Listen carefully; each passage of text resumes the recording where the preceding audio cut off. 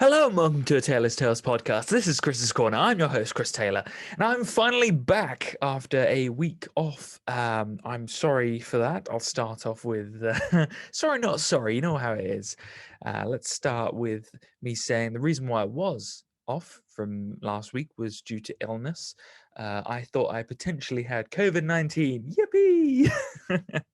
Straight off the mark going in there. I did not, thankfully. I tested negative for COVID-19 last weekend. So it just turns out to be burnout, most likely, according to diagnostics from two non-medical people, myself and my family. Peoples, I should say.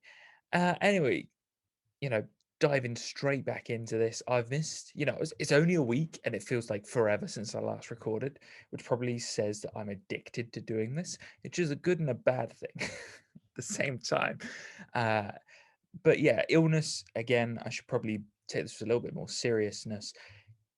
Take care of yourselves. I broke the second rule of Jordan Peterson's 12 Rules for Life. I know I repeat this over and over again. I know I refer to his book over and over again. And I'm like a broken record. That's how it goes when you're a cliche. There are cliches for reasons, and there's things that work for a reason. And those things are things that work and things that are proven. And they become cliche because they're just meh, meh, meh, meh, meh, over and over again. Point being, is that the second rule is to treat yourself as if you're looking after as if you're looking after that person. And he goes on to say within that chapter as well that you would look at how you would treat yourself as if you're looking after a pet or even a carer. And we don't do that, the majority of us. I personally don't. I treat myself as if I'm an infinite resource of 100% energy, and that's a good and a bad thing, because I didn't do that when I was younger. When I was younger, I'd be at 50% most of the time at best. I was not pushing myself. I was just cruising. It's not how you should do things at all. But you shouldn't do the other way as well. At the moment, I have been pushing myself, mainly because there's not a lot else to do. When you are in isolation, we'll talk about this in a bit, you find that there's less to get excited about in life. I know you shouldn't normally get excited by the external world around you, as you would say in Buddhism and other religions and life in general. But I think it's a lack of balance at the moment. You can hear that word said over and over again from people, is that life at the moment is just scaled into work. Whether it actually, I'd really like to point out as well. A lot of people, when I say work, you immediately think of the 9 to 5 jobs, but actually, I kind of include the media, celebrities for movies, comedians, whatever, musicians, because at the moment, for musicians and comedians, they can't go on tour as well, or if they can, it's very limited. And the work that people are doing is that they'll just be focused on the work they're doing. It doesn't matter what position you're in, whether you're the prime minister or the president of the United States at the moment, because there's so little to do outside of work. You're just focused solely on that. So I'm starting the podcast off with, look after yourself a little bit. Don't just focus on work. There are more than, it's 24 hours in a day. You sleep 8 of them, you got another 16 to use. 8 of those you work, you got another 8. Use those 8 well. Get some exercise in, play some video games, meditate, etc. Anyway, rant over. Point being is, I got ill, and seems like it was a family thing, because my dad got the vaccine, my mum got the vaccine. Excellent, magnifique. 2 vaccinated people in the household, 2 to go, and that's just the first dose, by the way. Point being is that they got ill because of the vaccines. They were fine the next day. I might have had some mental game going on where I saw other people getting ill, and I was like, I gotta join in, I gotta join the party. And the irony is my sister got ill as well for other reasons, but nonetheless, all 4 of us feeling, not very well last weekend. And yet all of us test. I mean, my mum and dad didn't need to test. We didn't get them tested for COVID because they'd had the vaccine. Um, just purely because they got better immediately the next day, and it was mainly me who's the person who people, we were worried about because I'd got ill. I hadn't had the vaccine. I just got ill out of the blue. The symptoms I had were like getting hot and cold shivers. My entire body went from being a furnace to being freezing cold. I got like, I was the next day I was like sneezing all the time, just like loads of fluids and all that. All around not great. So yeah, got that tested, came back negative, which was great. And government's doing a fantastic job at the moment in how quickly those results came in. We sent them off in one day, they came back the next. I was like, wow. And this was over a bank holiday weekend. I was like, wow, crazy. Now here's the kicker. I'm also struggling with a running injury at the same time as all this is happening. This has been happening, the running injury has been happening over the past 2, maybe 3 weeks actually. Running, the mileage has gone down. It's been really, sort of gutting for me because I'm on track for that 1,000 miles. I think I'm at 250 at the moment, and it's there, man. It's there for the taking. I need 500 by the end of June. Whether I can get that because of this injury at the moment it's a similar one to what I got last year around this time, where it just inflamed every time. I think it was on the outer side of my right leg or left leg, or maybe it's the same injury. I can't remember off the top of my head, but it's basically the outside of my left leg that when I'm running, it just pain shooting through this one muscle in my leg. And I'm trying to take time off, but at the same time, I gave it a week off, no running at all, and then I came back and I did one run on a Sunday. I did Saturday. I did 9.5 miles, and this was just after I'd got better from illness. Maybe I pushed myself too much, but it just it didn't recover. So maybe a week isn't enough, which is kind of gutting because if this means basically I might have to give up on the 1,000 miles purely because of this injury, which is really, I mean, kind of heartbreaking for me because last year I got 750. This year was, I've like upped the mileage every year for the past like basically what are we in year 2021. I started in 2015, so yeah, 6 years. Just kind of annoying, but I don't want to end up in hospital. So I think main thing is to follow the rule tool that we began this podcast with, and I may not be able to run tomorrow, which is horrible because for me personally, running's not only a physical thing that it alleviates me, it's also mentally clears me and removes a lot of anger from me and a lot of emotions that are negative, and it just clears me out, just clears me. And yeah, it's I hate it, hate getting injured. It's happened quite a lot, and it's mainly from overtraining and from from pushing myself too far. But yeah, enough about that. Enough about me feeling sorry for myself. God damn it, we won't do that. We won't focus on that. So moving on, a little bit of normality restarts on as of recording right now, starts on Monday. We are on the 10th today, so it restarts on the 12th of April 2021. So we got barbers opening up. I need a good old haircut. I am looking forward to feeling fresh and clean. We've got outdoor bars, outdoor restaurants, I should say, opening up, and you're able to meet 6 people outdoors, I think, and as well at that space. So that's also exciting because all of those little bits of normality coming back in, and we've had this sort of stage before where we've had normality progressively come back in, and then sent back into lockdown. However, we have the vaccine now. The majority of the United Kingdom, I say the majority, half or more of the United Kingdom has been vaccinated. It is extremely positive here. The US is doing an absolutely brilliant job as well. Europe slowly, cranking on. That's due to other reasons. I'm not going to delve into that, but all around very positive message for Monday, basically, to see things sort of moving forward.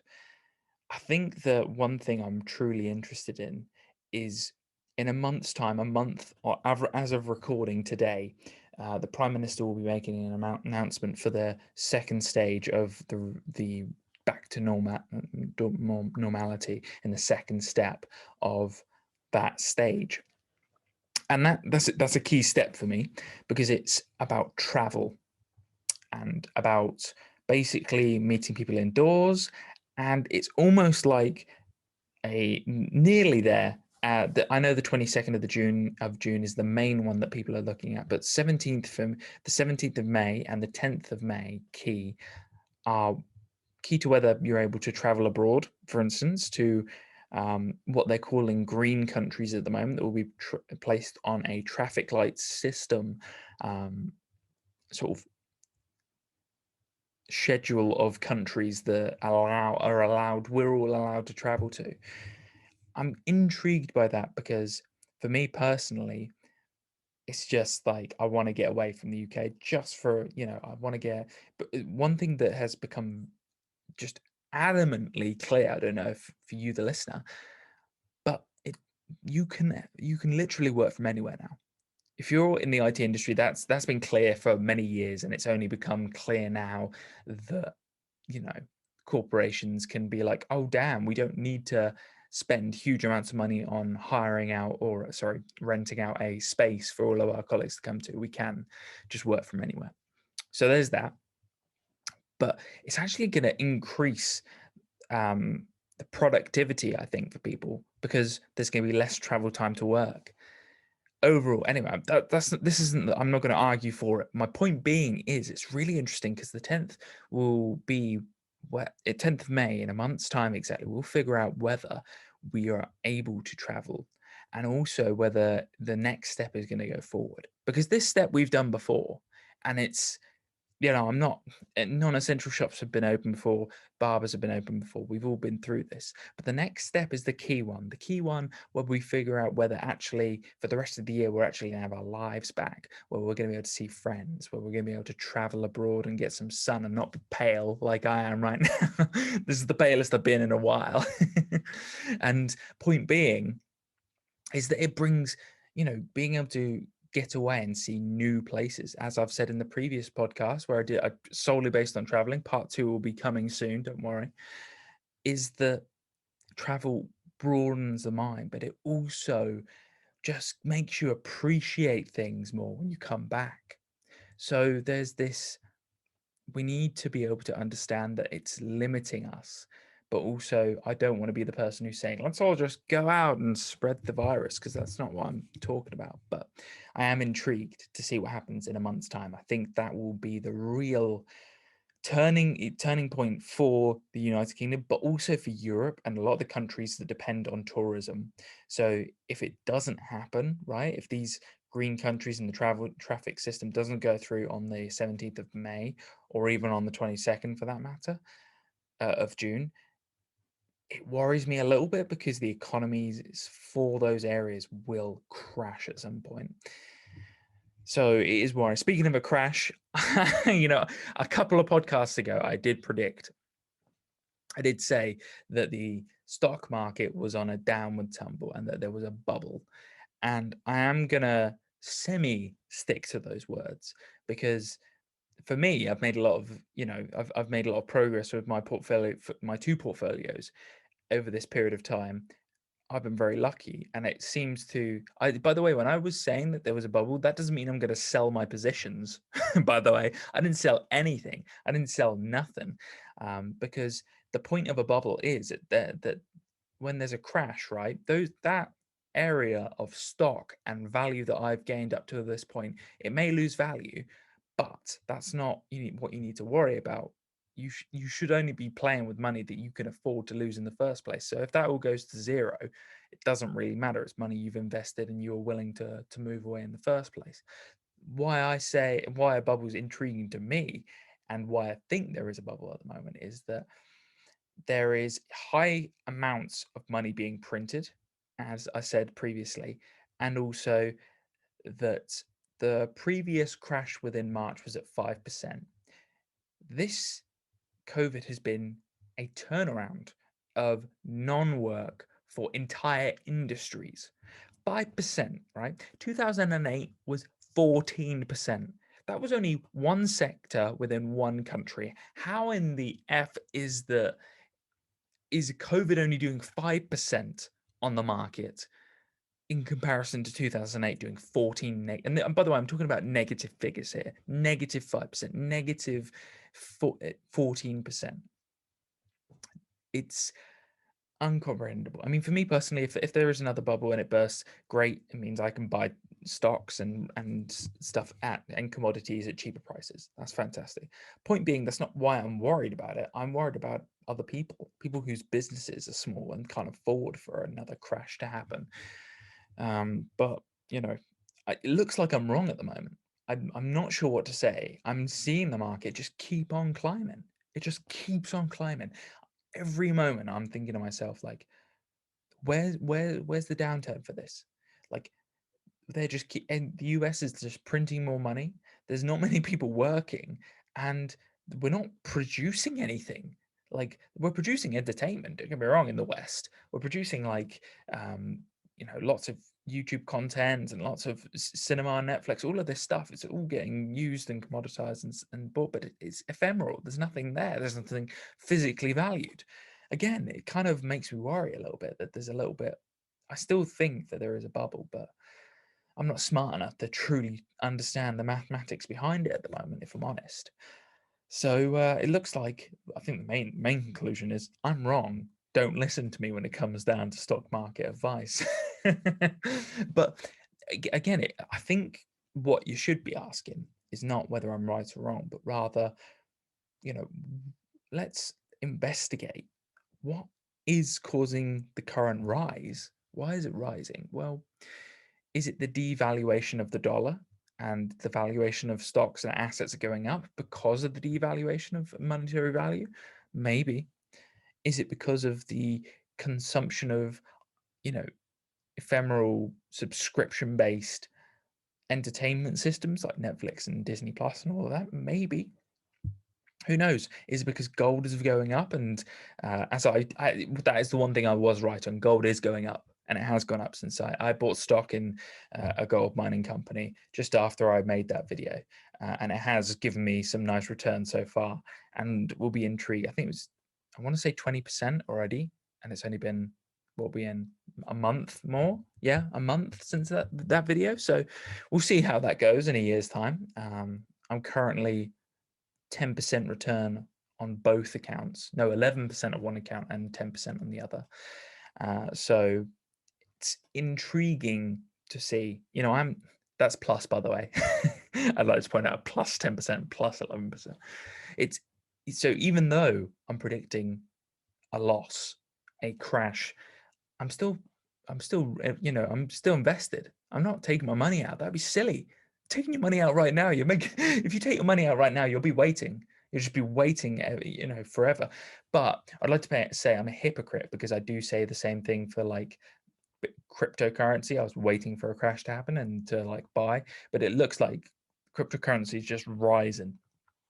Sad thing is, like, even though it was part of my degree, like one of the presentations I did was, I did it on cryptocurrency and blockchain.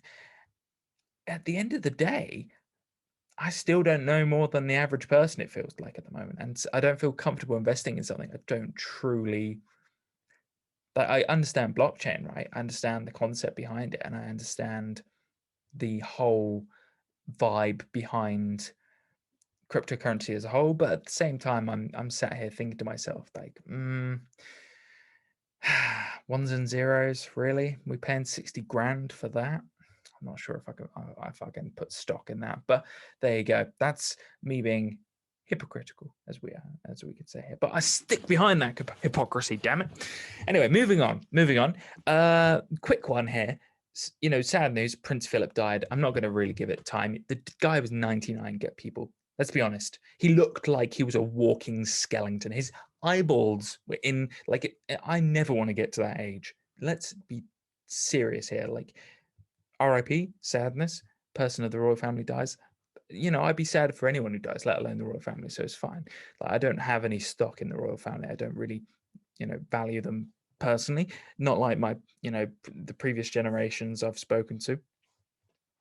Point being is that the dude was 99, and I love what his son put, Prince Charles. He was like, we already miss him already. I think, yeah. And I was like, okay, that's lovely. It's been a day, you miss him, and he's an enormous part of the family. I think he said something along the lines of like, oh, we could have still been with him or something on those lines. Like, still were. He was 99, dude. He was 99. Like, how much more time do you want? You're like an old man yourself. I'm pretty sure he's in his 60s or 70s. Like, dude, I don't want to get past 80. I really don't. I've seen what that does to people. I do not want to be peeing in a bag. I do not want people tidying up after me after I've pooed myself. Like, it is not a good, like, everyone talks about how, like, oh yeah, if you look after yourself you can age well, like age gracefully. Like, when you're past 80, there is no aging gracefully. There's like 5 or 6 people that you'll ever see who are looking amazing at 80, and this, like, you'll see on social media, like, this person ran 100 meters at 80 years old, and I'm like, dude, if your knees are still intact at that point, good for you. You've won. You've done yourself proud. But if you're like, if they're putting these like extravagant things up, I'm like, dude, I'm a run right now. I can feel it in my bones. I'm injured at 25. Like, imagine what my body's going to be like at 60 and 70 and 80. It is going to be collapsed upon me. I'm very aware of what I'm doing to myself over the past like 5 to 10 years.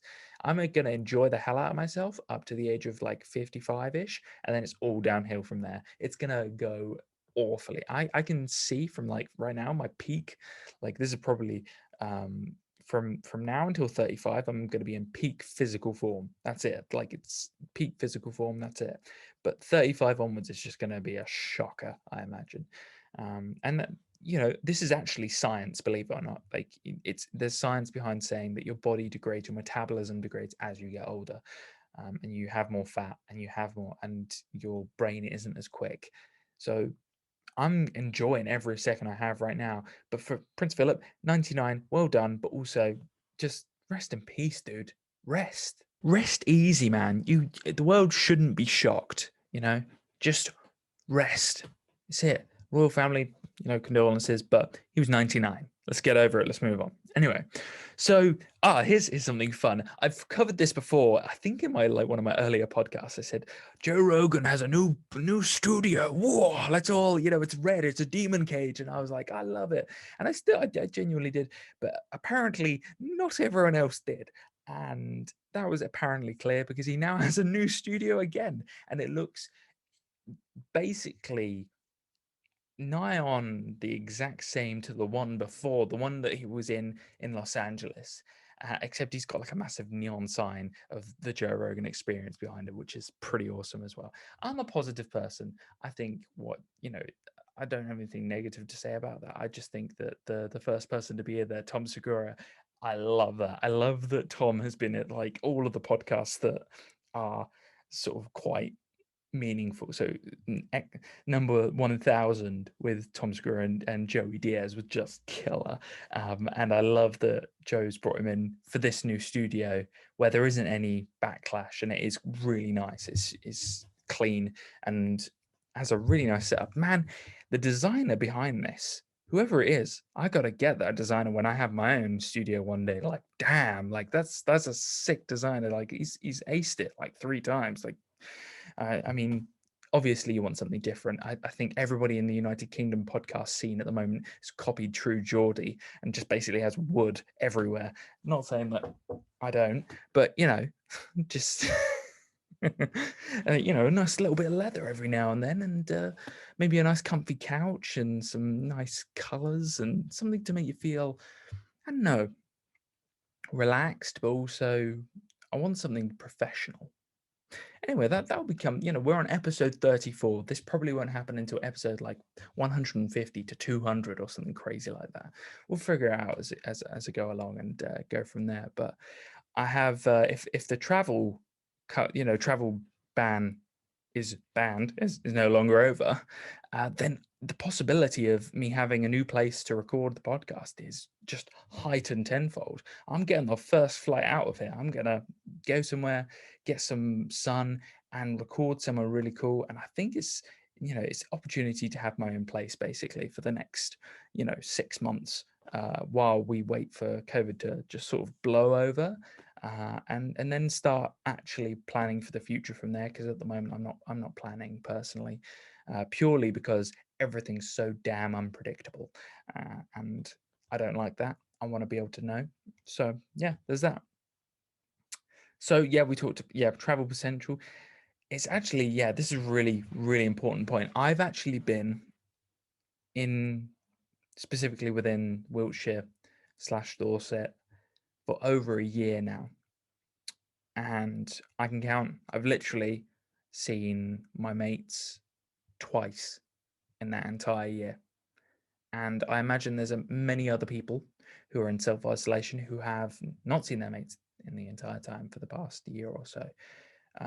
I just want to kind of like talk about it a little bit because for me personally, it's been really tough. I'm quite an exuberant external person, and I would love to have done this podcast. I would love to have started this podcast and done in person podcasts. I can't wait to do that. I can't wait to have someone sat here with me and physically talking without being between a screen. I do feel that the Zoom vibe, as much as I love talking to people via it, and I still think there's potential in it, and there's a real opportunity to continue to use Zoom when you physically can't be there with people. But at the same time, I love having the person opposite, having a beer or something along those lines. I'm not really a drinker, but I think for me personally, I don't drink when I'm on my own. So like I've got my family around me. What's the point of drinking, with your family on your own? Like I don't gain that much, that joy out of it. I can count on my hand. So I count on my hand how many times I've seen my mates over the past year. The amount of drinks I've had are probably around five. Not like, I'm really not joking on this. Probably around 5 beers, one or two over the Christmas period, and then probably I think I had one in the summer of last year when the pubs reopened, ironically, and just before and then I had another one in March of this year when my dad offered it, and it's making me really want one now, but I will hold off on it for a bit, mainly because, like I said, it's just like I enjoy being with friends and having a bit, and it has to be a super special occasion as well. I don't like just drinking for excess. I have realized that about myself. It's like I'm not. I can be bubbly. I can be excitable and hold good conversation without having alcohol in my system or any drug for that matter.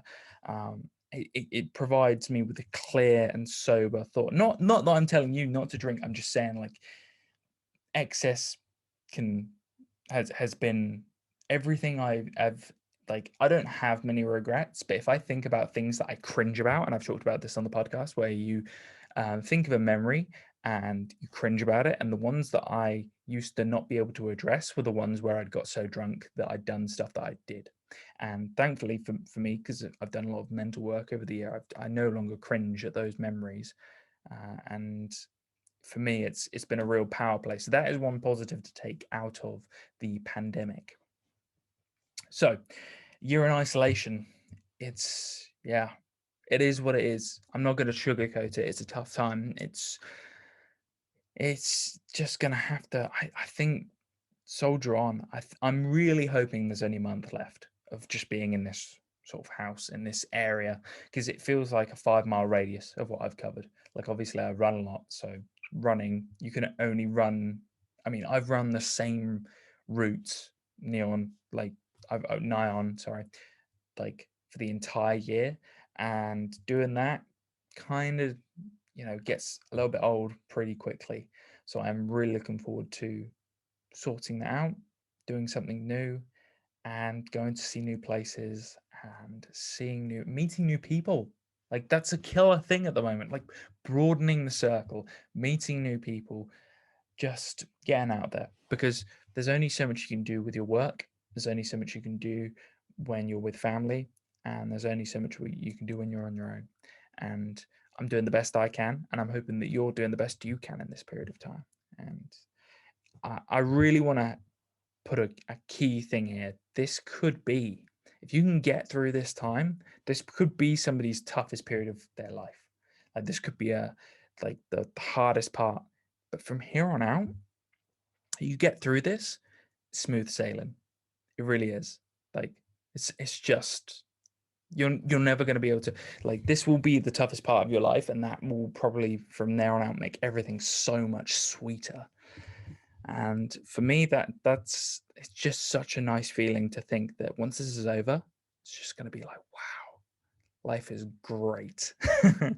And we're all going to think to ourselves, like, how did we ever forget how good life was and the opportunities that we have?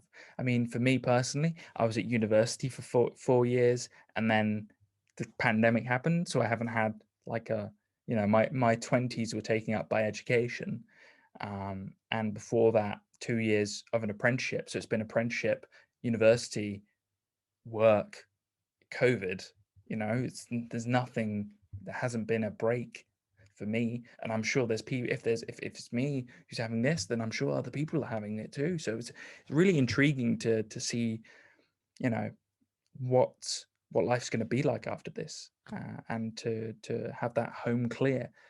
So one thing I have noticed in the news, and also from recent documentary, I watched Roman Kemp's documentary on suicide, um, and that seems to be a really key factor within the pandemic at the moment.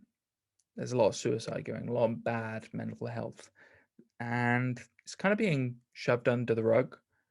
I mean, it's kind of a mini pandemic within itself, in the sense that I saw in the documentary, like, a 14-year-old kid taking his own life. Like, 14? Are you kidding me? Like, 14. Like, at 14, like, don't get me wrong, there was stuff like you get depressed about, but like, not that. Is it that bad? Like, is social media doing this? Like, what is happening? And I was like, I was just taken aback. I really was. And you can probably hear on my voice now. I'm just like, it's really hard for me to sort of accept, because I have such a high value of life. Like, for me personally, I don't see there's plenty of negatives in life, and there's plenty of sort of ways you could look at the opportunities that I've been given, and look down on it and say, like, oh man, the reason why you don't see any negatives is because you've been given so many positives. And you'd be right, like, there is that. But there's also, like, I know people who are in the same position as me, but see just the world as a negative place, and a world of excess, and they're just like, I'm just gonna you know have sex, have sex as much as I can, and drink as much as I can, and never even think about, like, the future, or even the past for that matter, and just go through life kind of blind. um I don't see it like that at all. It's like one beautiful sunset after another sometimes, and life's like this: up, down, up, down, up, down, up, down, up, down. I love living like this. And for those listeners, I'm pointing upwards. I've got a hand higher up than I do before. And those watching will understand, like, the Harvey Dent sorry, not Harvey Dent, Harvey Specter reference from Suits, where he says, I like life like this. Most people live like this. And he's talking about, like, people living at a consistent standard of and he's talking about living like, whoa, you know I doubt people get that, but it's like, we should all strive that, just like that little bit better, no matter what. I just don't see. I mean, it's, again, going back to suicide, going back to my original point. It's like, it shouldn't. There should always be somebody to look out for you at the end of the day. I try to check in with my friends. I am also somebody who's hypocritical, because I can go long stints without talking to anybody, because I just, I don't know. Personally, I find that, I can live within the means. I can be on my own. It's not a problem for me. But at the same time, I do love the ability to reach out. And the problem with this suicide is that you're just cutting all of that out. You're not providing yourself with the possibility of, oh, there's the potential to reach out in the end, the potential to speak to somebody, the potential for life to get better. It does get better. I've already talked about this, what I'd say to my 18-year-old self. Life gets a hell of a lot better. A hell of a lot better. And not only does it get better, it becomes efficient and productive, and you become happier. And there's more, days where you're at an 8 out of 10 than you were at a 4 out of 10. There's more of those, and there's less days of that just buzz of and there's more just wow. But you have to make it happen. There's no easy ride in this. So as much as I hate the fact that suicide is prevalent in young men, and specifically at the moment between the age of, I think it was like the earliest was 11 to around 30, it just horrible, just bloody awful. And if you have dark thoughts right now, you ever have like dark things, ping me a message, damn it. I'll sort you out. I don't care how many people I have to speak to. I will talk you through this. Like, I don't care if I'm qualified. I'll get someone qualified for you. I'll find somebody. I'll do the damn work for you. We'll do this together. We'll work it out. I don't care. Like, this is unacceptable in my mind. And those listening, you're probably not. You're probably like me. You're probably very positive people, and you're trying to be positive people in your lives. And that's all we're looking for. We just want better lives. There's nothing more, nothing less. There's no judgment here. I'm just saying, like, I'm here, and I'm sure you've got friends who are here, and there ain't no judgment coming from my end, because I know what it's been like to be down, but I can tell you it gets a hell of a lot better as soon as you start thinking the world's a better place. And this is why I place so much stock in travel. Broaden your mind. It's not just where you lived or where you grew up. I lived in one area for 20 years of my life. I would love to scrub half of my brain clean of living that area for those 20 years. I can tell you that right now. It is not, there isn't a day that goes by that makes me think, damn, maybe there could have been somewhere else that I could have lived there that would have made me happier. And it was only, I'd like to point out, for probably the last, 4 or 5 that I actually realized it was the place. It wasn't me, And I was like, whoa, that's crazy. Like, a place can affect you. And suicide right here, if you're like, it seems to be where people don't have that ability to leave, that ability to broaden their mind and broaden the perspective, that the tunnel vision of suicide and being in the same place for your entire life does to you. It builds up this callus of, oh no, this is it. Great God, what the hell am I going to do?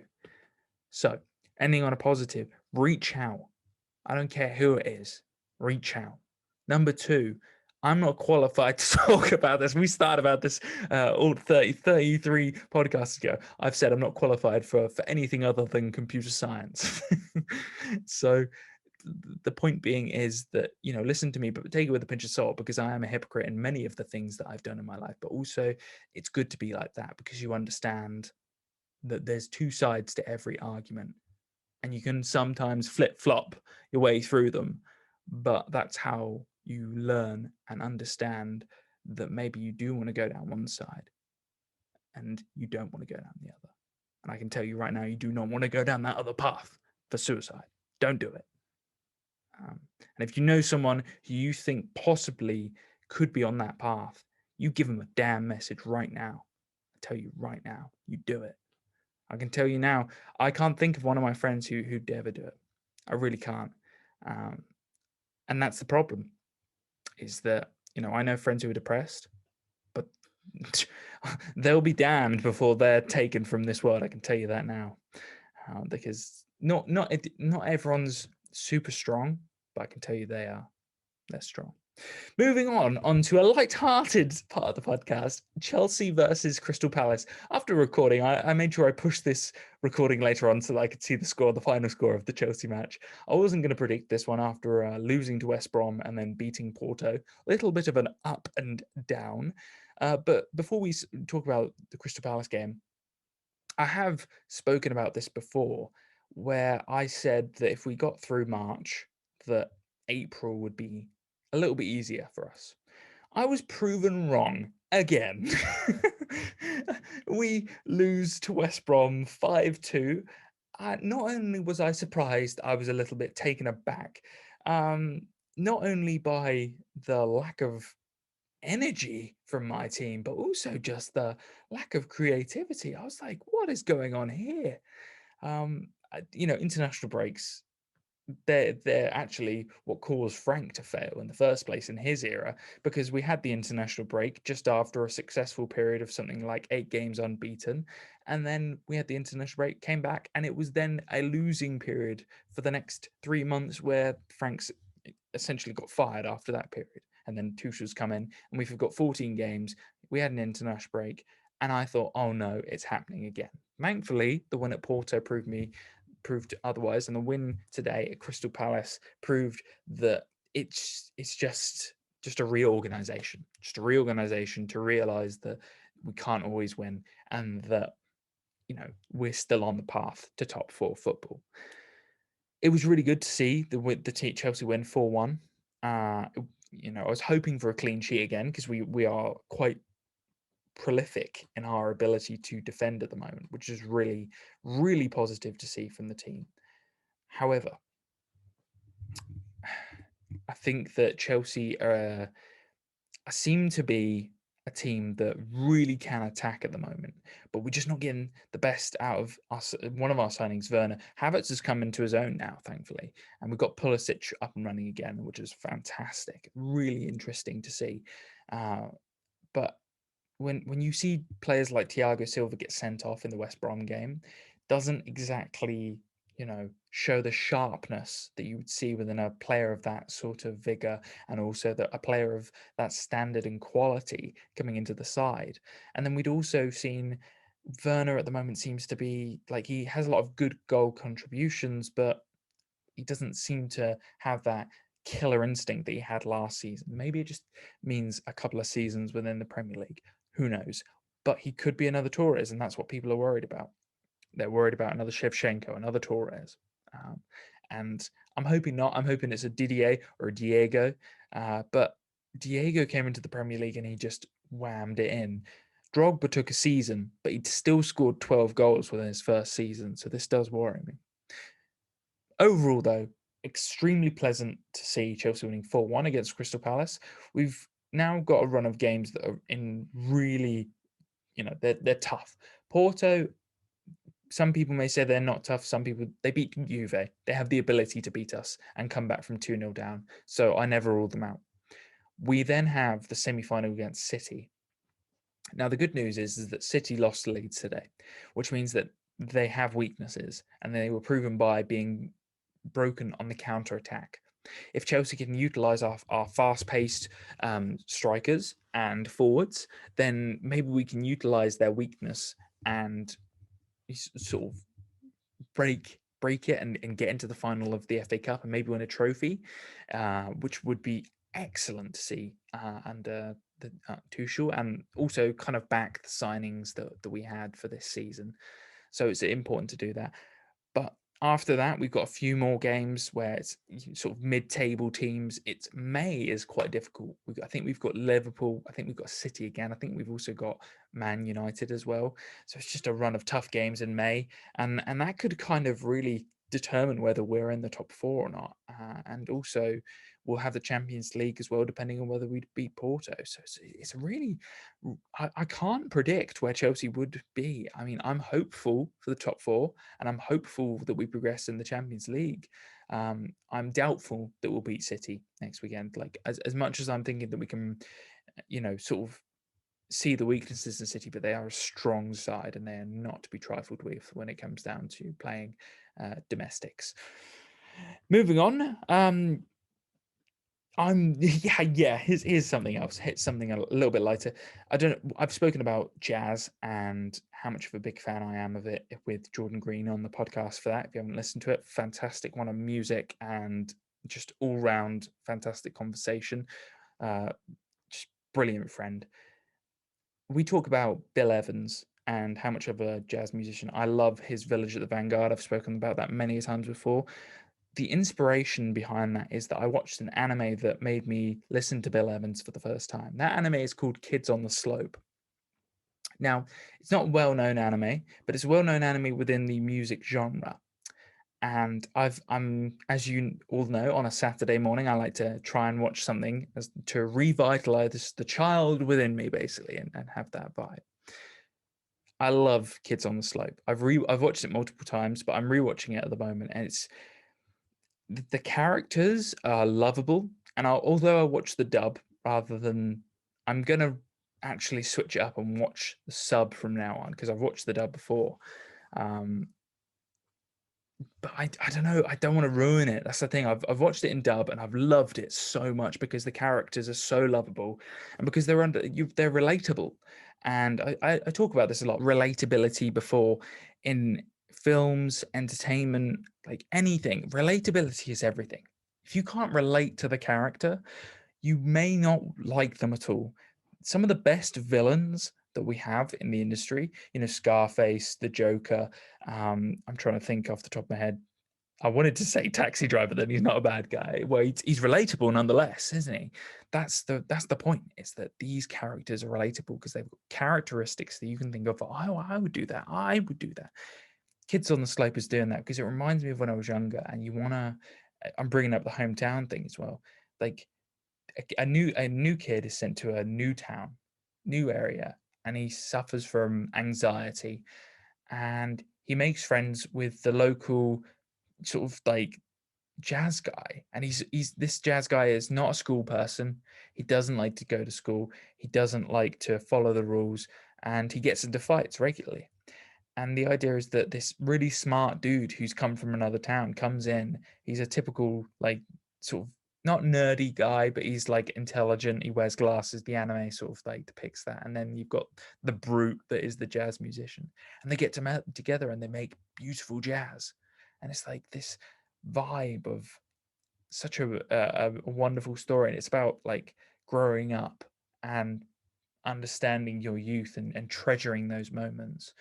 And it's really important to remember that, and it's lovely to think of because I've got so many moments that rush to my mind when I think of this growing up, where I was like, watching the sunset after doing like hours of skateboarding or playing football in the park until just knackered and have to go home, or just like being around kicking a ball about, all of these things, everything that comes to mind, other things that come to mind, but I'm not going to say on podcast, but all of these things that you think of that are within your youth.